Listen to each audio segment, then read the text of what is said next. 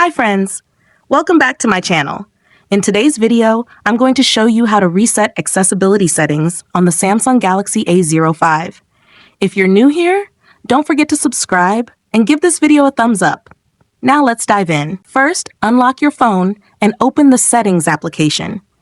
This is where you can find various customization options for your device, including display settings, security settings, and accessibility features. Step 2. Now, locate the search icon in the top right corner and tap on it. The search feature makes it much easier to find specific options without having to scroll through multiple menus manually. Step 3.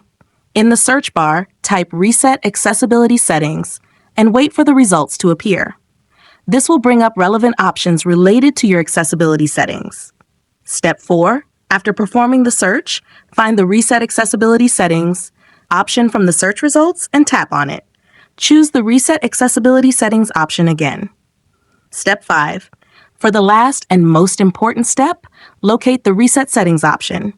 Tap Reset Settings, enter your password, and tap Reset again. Your accessibility settings will be restored instantly.